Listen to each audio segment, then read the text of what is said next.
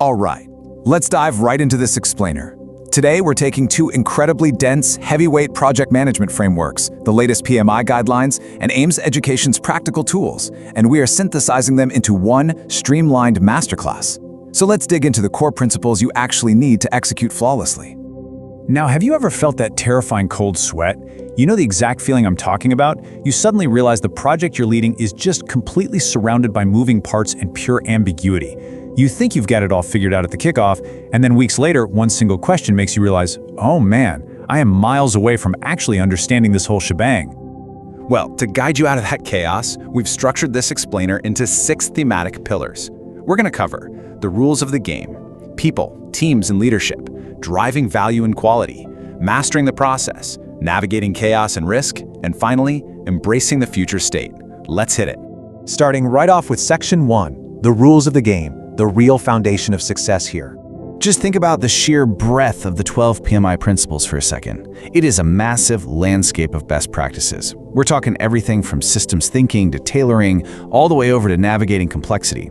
Now, these aren't just corporate buzzwords. They represent the entire ecosystem you have to master to keep a modern project on the rails.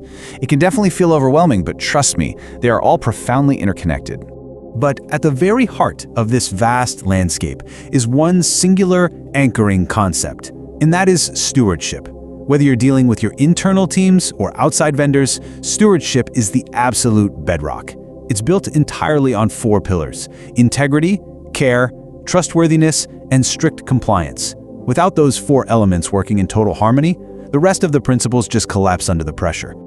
Think of yourself not just as a boss handing out tasks, but as a dedicated orchestrator and gatekeeper.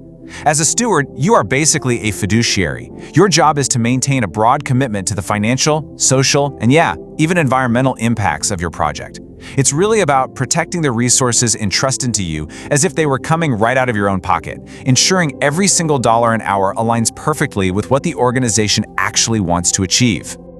Okay, that brings us to Section 2. People, teams, and leadership, the human element. You know, creating a genuine team spirit requires this really delicate balance of collaboration and accountability. When you foster an environment that's built on transparency, clear authority, and mutual accountability, the group can actually adapt to crazy, dynamic circumstances organically.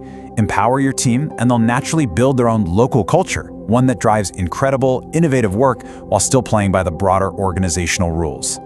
The legendary Anna Wintour absolutely hit the nail on the head when she said, "You are nothing without the team. Teamwork makes the dream work." Simply because complex projects require this ridiculously diverse web of skills that no single person could ever possess. I mean, you might be the visionary, sure, but without the technical chops, the emotional intelligence, and the execution skills of your team, that vision is literally just a dream. So, pulling from our sources, what does this actually mean for you as a leader? Well, 4 things. First, clearly define roles and responsibilities so you don't descend into chaos when the pressure's on. Second, proactively engage your stakeholders. Bring them in early. Their voices dictate your success. Third, remember leadership isn't just a fancy title. Anyone can step up, so you've got to adapt your leadership style to exactly what the team needs in that specific moment. And finally, rigorously analyze and learn from past mistakes so you never, ever repeat them. Let's transition over to Section 3, driving value and quality. These are your ultimate indicators. The absolute make or break point here is that every project must have a continued business justification. Value is the ultimate indicator of your project's worth, period. Whether you're measuring it quantitatively in cold hard cash or qualitatively in brand equity and customer loyalty, it absolutely has to provide a clear return on the massive effort you're putting in. If you lose sight of the value, you've lost the entire purpose of the project. Simply put, if it is not delivering value, stop doing it. Just cancel it. If the market shifts overnight, you have to be brave enough to continuously reevaluate that business case. And remember, value is intrinsically tied to quality. Quality means strict conformance to your acceptance criteria and guaranteeing absolute fitness for use. Even if you check every single technical box, if the customer isn't genuinely satisfied at the end of the day, quality hasn't actually been achieved. Next up is Section 4, Mastering the Process, where we dive into execution and tailoring. To execute flawlessly, you have to apply systems thinking. You can't just look at tasks in a vacuum anymore. A project is this holistic system of totally interdependent parts. It's like a giant puzzle. By recognizing how these pieces influence one another, you can actually spot roadblocks before they happen. Pull a lever in one department and it's going to cause a reaction in another. A great steward is constantly scanning the horizon for those ripple effects. Blending the aims and PMI guidelines together, mastering this process requires a few key habits. First, manage by stages. Break the overwhelming work down and just commit to one phase at a time. Second, manage by exception. Avoid micromanagement like the plague. Let your functional managers make the day-to-day decisions and only escalate the real show-stopping issues to the sponsor. And crucially, tailor your approach. A massive, year-long infrastructure build demands a radically different toolkit than a rapid 3-week software sprint, right? All right, now we're entering the trickiest pillar. Welcome to Section 5, Navigating Chaos and Risk, the Unpredictable. When we look at project complexity, two massive variables are constantly threatening to push your execution straight into pure anarchy. First, you've got high ambiguity in the requirements. You don't know exactly what to build. Then, there's the sheer technical difficulty of how to actually build it. When those two forces collide, human behavior gets weird, systemic ambiguity skyrockets, and you've got a perfect storm for total project failure. So how do you pull your project back from that anarchy? You have to embrace agility. Don't try to fight the entire storm all at once. Break the work down into tiny, manageable blocks.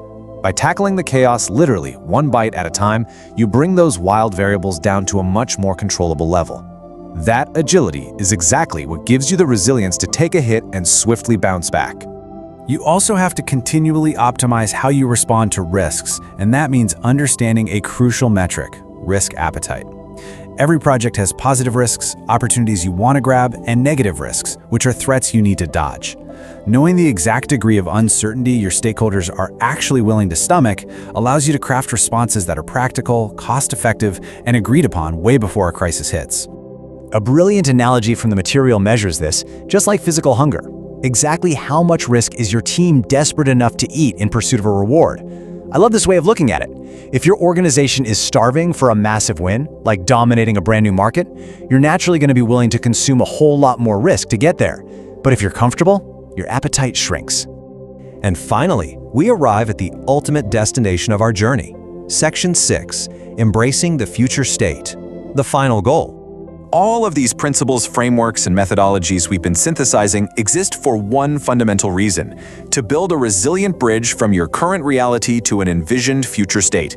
Enable change. Don't fight it, welcome it. Thoughtfully managing this transition while getting everybody ready for new behaviors across that bridge, that is the true north of any project. It is literally why we do the work in the first place. So, armed with these core thematic pillars, the question remains, how will you choose to step up and steward your next big endeavor? Whether it's applying systems thinking, demanding undeniable value, or embracing agility to tame the anarchy, the tools are now squarely in your hands. Thanks for joining me for this explainer. Keep learning, keep tailoring your approach, and I'll catch you next time.